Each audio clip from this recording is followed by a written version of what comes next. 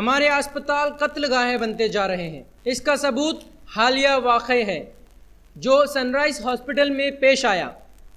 एक नौजवान मरीज जिसकी उम्र 20 साल है, 6 दिन पहले अस्पताल में इलाज के लिए शरीक किया गया। 6 दिन बाद इसकी अचानक मौत वाक़ हो गई। नौजवान मरीज के वालिदैन की ये शिकायत है कि उन्हें बीमारी के ताल्लुक से सही मालूमात नहीं फराहम की गई और उन्हें अंधेरे में रखा गया। पहले 2 दिन आईसीयू में रखा गया और वालिदैन को डॉक्टर ये तसल्ली देते रहे उनका लड़का ठीक है, किसी तरह का कोई खतरा नहीं है। 2 दिन बाद आईसीयू से बाहर निकाल दिया गया ताकि ये बता सके कि मरीज खतरे से बाहर है, जबकि ऐसा नहीं था। और 3 दिन बाद अचानक ये इत्तला दी गई कि मरीज की मौत वाक़ हो गई है। मरीज के वालिदैन की ये शिकायत है कि अगर इलाज यहाँ मुमकिन नहीं था तो उन्होंने किसी बड़े अस्पताल को क्यों नहीं रिफ़र किया। अगर उन्हें वक्त पर इत्तला दी जाती और किसी बड़े अस्पताल में दाखिला हो जाता तो मरीज की जान बचाई जा सकती थी।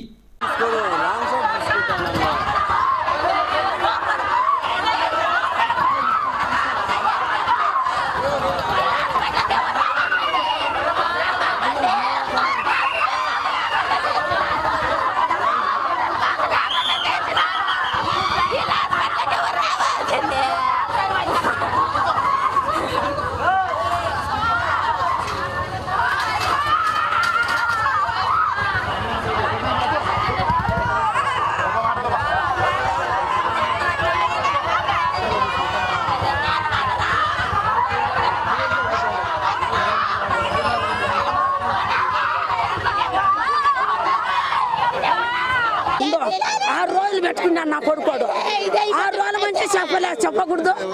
ఈడ బాగా కాదు, ఈడ బాగా కాదు, ఎక్కడికైనా తీసుకోండి అనొచ్చు కదా, తీసుకోలే. నువ్వు అడుగుతా రొప్పుతావు. నువ్వు గడ్డ కట్టిందని ఇక్కడికి పిలుచుకొచ్చాము. 5 రోజుల తర్వాత చెప్తామన్నారు. 2 రోజులు ఐసీలో పెట్టినారు. 2.5 రోజు పైకి వెళ్ళిపోయి పైన రూమ్ మార్చి బాగుంది మాకు ఒకరి విషయం చెప్పకుండా మాకు బాగాలేదంటే మేము 7వ సారి డిప్లొమా చేసి ఉన్నాం కదా. ఇప్పుడు మనం చేయి దాటిపోయే వరకు అందరు నలుగురిని పిలిచి మనం చేసి ఏం చేస్తారు దాయం చెప్పండి. ఏం న్యాయం చేస్తారు? ఏం న్యాయం చేస్తారు చెప్పండి. తీర పానం అయినాక ఏం చేస్తారు తనే? మా అన్న డిగ్రీ కాలేజ్ వెనకాల తారకరామ్ నగర్, డిగ్రీ కాలేజ్ వెనకాల తారకరామ్ నగర్. డాక్టర్ కాదు వాడు, డాక్టర్ కాదు వాడు, బయటకు రమ్మను వాడిని అద్దాలతో కూడా బాగా చంపుతాను.